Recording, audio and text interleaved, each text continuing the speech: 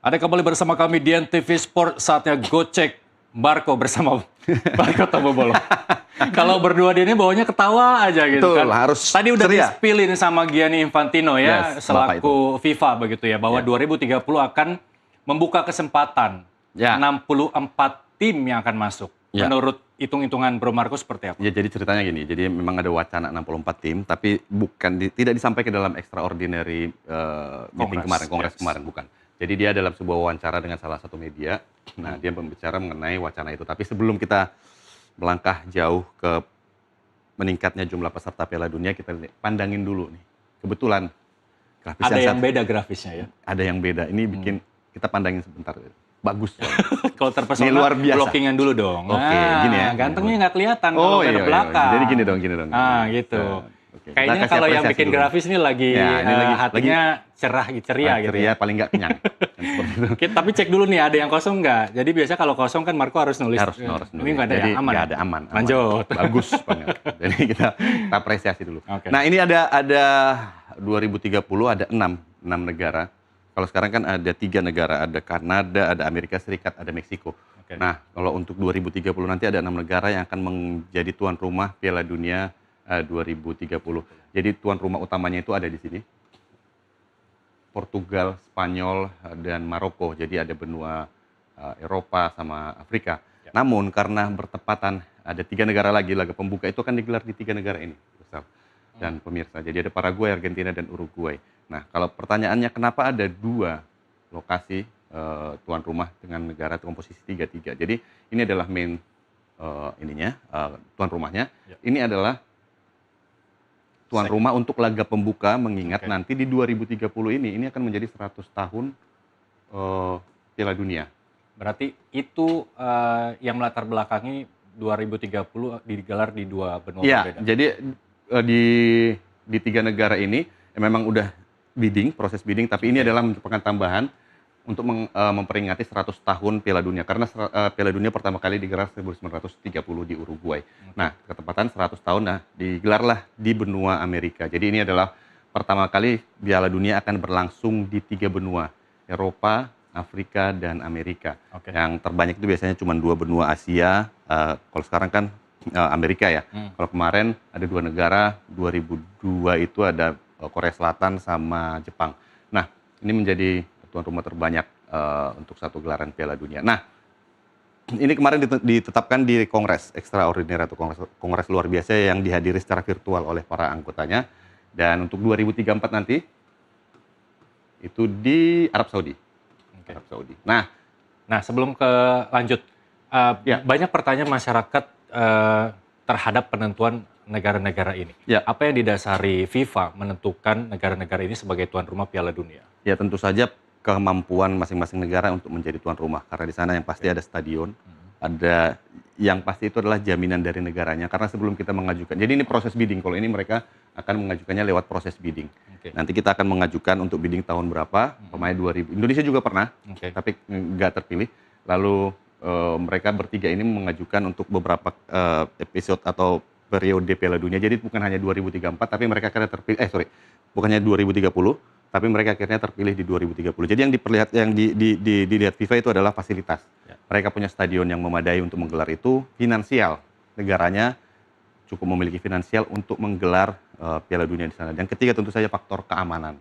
Nah, ini yang menjadi utama. Indonesia perlu meningkatkan kualitas ya, mulai dari stadion, sisi finansial, sisi keamanan, yang tentunya belum mencapai batas standarnya FIFA. Iya, yang pastinya sebenarnya yang lebih utama itulah jaminan dari negara. Jadi kalau kita mau mengajukan jadi tuan rumah, kita harus ada jaminan dari negara yang tertulis. Jadi negara menjamin pengajuan ini diketahui oleh negara dan akan dijamin oleh negara. Jadi itu dibutuhkan untuk menjadi tuan rumah Piala Dunia, baik itu kelompok umur ataupun Piala Dunia senior seperti sekarang ini.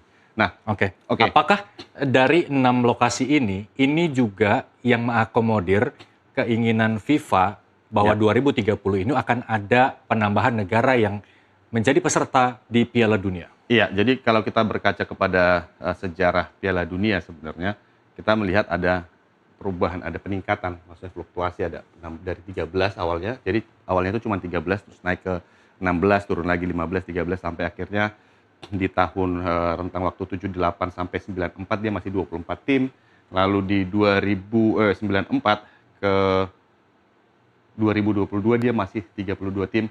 Lalu masuk ke 48 tim di tahun 2026. Jadi begini, eh, peningkatan jumlah peserta ini sebenarnya merupakan salah satu program strategis, program unggulan PSN dari kalau di Indonesia ya, program strategis nasional ya. ini adalah program strategis, adalah program unggulan dari Presiden FIFA Gianni Infantino saat dia pertama kali terpilih di tahun 2016. Nah, kenapa dia menginginkan adanya penambahan jumlah peserta? Yang pasti adalah Infantino ingin memberikan kesempatan kepada negara-negara yang memang selama ini selalu berupaya masuk ke Piala Dunia tapi nggak bisa karena mereka kalah bersaing di babak kualifikasi karena memang di zonanya dia atau di benuanya dia itu banyak negara-negara kuat. Nah, ini juga udah dilakukan di 48 tim untuk 2026. Ini adalah pilot project pertama yang udah berhasil meningkatkan jumlah peserta. Kita lihat ada beberapa tim debutan, ada Curaçao, ada Cape Verde, ada Jordania, ada Uzbekistan kemarin yang akhirnya bisa ikut ke Piala Dunia. Nah, kalau kita lihat berkaca ke Piala Dunia sebelumnya, memang negaranya itu aja gitu. Yang lolos itu pasti dari Asia itu yang paling sukses itu adalah Korea Selatan. Korea Selatan itu 12 kali mereka lolos ke Piala Dunia melalui mewakili Asia. Mereka pertama kali di 86 mereka sudah lolos Korea Selatan dan mereka nggak pernah absen sampai di 2022. Dan absen, Indonesia tapi belum pernah menang. belum pernah juara. Mereka pernah lolos sampai ke babak semifinal. Nah, Indonesia sebenarnya pernah menjadi negara Asia pertama yang main di Piala Dunia. Indonesia main di tahun 38, tapi dengan nama Hindia Belanda. 38 sebelum merdeka bahkan. Masih Hindia Belanda. Tapi FIFA mengakui bahwa Indonesia sudah main di Piala Dunia tahun 38, walaupun menggunakan nama Hindia Belanda. Nah, inilah mengapa jumlah pesertanya ditambah oleh Gianni Infantino. Dia ingin memberikan kesempatan kepada negara-negara yang selama ini tidak bisa mencicipi Piala Dunia, mereka hanya jadi penonton, dan dia ingin meningkatkannya menjadi 64. Ini disampaikan dalam sebuah wawancara. Jadi dia dalam wawancara dengan salah satu media asing, dia menyampaikan bahwa ada wacana untuk 64 negara, mengingat 48 negara ini yang saat ini berlangsung di Amerika, Kanada, dan Meksiko itu dianggap relatif sukses. Banyak yang beranggapan bahwa dengan 48 negara ini tingkat persaingannya itu akan semakin tidak terlalu baik, tidak terlalu kompetitif. Namun ternyata kita melihat sekarang bahwa banyak negara-negara yang baru justru bermain sangat kompetitif. Salah satunya Cape Verde. Cape Verde bahkan memaksa Argentina untuk bermain extra time sebelum akhirnya kalah dengan skor tipis kepada juara bertahan. Jadi ini yang melatar belakangi Infantino untuk kembali ingin menambahkan 64 negara. Tapikah apakah itu juga anggapan masyarakat bahwa ya Gianni Infantino mau menambah cuan nih dengan menambah 64 negara masuk Piala Dunia 2030. Ya kan? Jadi semakin banyak peserta berarti semakin banyak pertandingan. Semakin banyak pertandingan berarti semakin banyak cuan. Tapi bukan berarti negara-negara yang masuk itu diuangkan ya, bukan nyogok bisa jadi ya kan takutnya gitu kan. Jadi intinya semakin banyak pertandingan berarti semakin banyak laga yang disiarkan televisi, semakin besar hak siarnya, semakin banyak orang yang ke stadion, itu kan menjadi pendapatan baru kepada FIFA sendiri. Nah, kalau kita secara hitung-hitungan kalau 64 kemarin aja di babak kualifikasi Piala Dunia kita masuk ke round 4. Apakah itu sudah cukup bagi Indonesia untuk berkesempatan masuk ke 64 negara ini? Iya, jadi kalau kita hitung-hitung, kita lihat wakil Asia dulu dah. Kita wakil Asia ini sebenarnya cukup bertambah, cukup signifikan ya. Dari tahun 30 nggak ada wakil Asia sama sekali. Kita baru pertama kali ada di tahun 70 kalau nggak salah. Ini Iran kalau nggak salah ya, tapi negara Timur Tengah pertama atau Kuwait saya lupa. Lalu 2006 kita naik menjadi 4 wakil Asia. Lalu di 2026 naik menjadi 9 wakil Asia. Dan di sini kita bisa mencapai round 4. Dan ini round 4, kalau kita kemarin bisa masuk di peringkat kedua dan kita akan masuk playoff, masih ada peluang untuk lolos sebenarnya. Tapi kita akhirnya hanya berada di posisi keempat dengan tidak pernah menang sama sekali. Nah, apakah peluang kita akan bertambah besar apabila jumlah peserta ditingkatkan menjadi 64? Tentu peluang kita akan semakin besar mengingat kuota Asia nanti yang akan lolos ke babak final atau putaran final Piala Dunia itu kan semakin besar. Kalau sekarang kan 9 wakil Asia. Nah, kalau dia 64, berarti bisa jadi dia di angka 10 hingga ke 12 dari Asia. Nah, kalau di angka 10 sampai 12 berarti persaingan kita untuk masuk itu akan semakin lebih ringan lah boleh dikatakan. Walaupun masih tetap ya babak kualifikasi itu kan nggak bisa kita pandang anggap enteng ya. Tapi paling tidak kuota yang diperebutkan itu lebih banyak. Belum lagi nanti mungkin tambah playoff. Nah, jadi ini juga peluangnya ada semakin psikologis negara-negara lain yang mungkin juga sepemikiran sama Indonesia bahwa kesempatannya ada nih. Nah, mereka juga mengeluarkan kemampuan yang optimal untuk masuk ke 64 itu. Betul. Jadi persaingan juga akan semakin ketat dong. Ya, sebelum kita, ini kan masih wacana ya. Dan kita mungkin oke lah, dari wacana ini kita sesambut baik boleh dikatakan seperti itu. Tapi ini untuk menuju ke finalnya, apakah 64 ini bisa jalan atau enggak, ini yang menjadi pertanyaan sebenarnya. Karena sampai saat ini aja ini udah ditolak gitu loh. Ini udah ditolak sama UEFA. Presiden UEFA kemarin mengatakan is not a good idea atau is a bad idea. Jadi ini ide buruk dan mereka tidak akan mendukungnya. Dan yang lebih parah lagi adalah Presiden AFC sendiri juga itu menganggap ini bukan hal yang baik gitu loh. Dia menganggap ini akan ada chaos nanti kalau ini sampai 64. Artinya masih panjang jalan menuju 64 tim ini, tapi bukan tidak mungkin.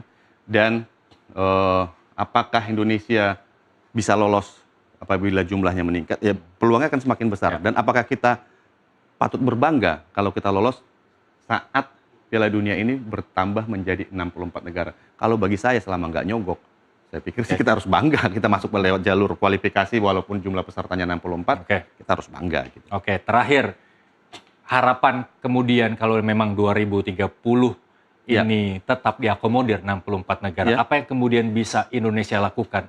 Ya paling tidak untuk memperbaiki performa, terus kemudian ini juga kan pelatih baru kita belum tahu nih. Gimana menurut Anda ke depan? Jadi sekarang kan perjalanan masih panjang lah. 2030 sekarang 2026 berarti ya ada 4 tahun lah. Nah, ini ada beberapa tolak ukur yang mungkin akan bisa dilihat. Salah satunya nanti ada Piala AFF yang akan berlangsung di bulan ini. Lalu ada Piala Asia juga. Lalu nanti ujungnya adalah kualifikasi Piala Dunia untuk 2030. Apabila nanti memang jumlahnya meningkat, maka peluang secara di atas kertas yang masuk peluang kita untuk lolos besar. Namun bukan berarti kita lolosnya dengan gampang. Enggak, Indonesia juga harus berkembang selama fase ini. Yang pasti adalah kualifikasi Piala Dunia itu akan menjadi tangga terakhir yang harus dilalui oleh timnas Indonesia. Pertanyaannya optimis atau tidak? Kita harus optimis. Optimis, meskipun tanpa apapun. Iya, kita harus optimis walaupun persaingannya ketat gitu. Kita harus optimis. Baik, waktu kita terbatas. Tapi ke depan tanggal 19 kita menghadapi atau melihat final Piala Dunia. 20 ya, 20 Juli, sorry. Minggu dini hari. Yes. Ya, itu kita akan tahu siapa yang akan masuk ke final. Prediksi Bro Marco? Iya, sebenarnya ada tinggal 4 tim yang ada di sini, Inggris, Spanyol, Prancis, dan Argentina. Kalau saya dari awal memang menjagokan Prancis dan Argentina. Tapi kalau melihat Inggris kemarin bermain seperti itu, kemungkinan bisa saja Prancis-Inggris. Tapi saya tetap di Prancis-Argentina. Kesempatan menang kembali Argentina kalau nggak salah yang sebelumnya? 2022. Kesempatan back-to-back itu menurut Anda? Kalau Anda menjagokan Prancis dan... Selama Lionel Messi tidak santengan, saya sih berpikir Argentina masih bisa dijagokan untuk back-to-back. Oke, kita lihat siapa yang akan menjadi juara Piala Dunia 2026. Dan kita harapkan juga Indonesia bisa masuk di Piala Dunia 2030 kalau memang 64 negara itu. 64 atau berapapun Indonesia harus lolos di 2030. Harus lolos. Baik, kita tetap dukung apapun hasilnya. Betul. Baik, terima kasih Bro Marco sudah di Gocek Bro Marco. Demikian Gocek Bro Marco bersama Marco Tampu Bolon. Nusantara TV Sport akan kembali usai jeda.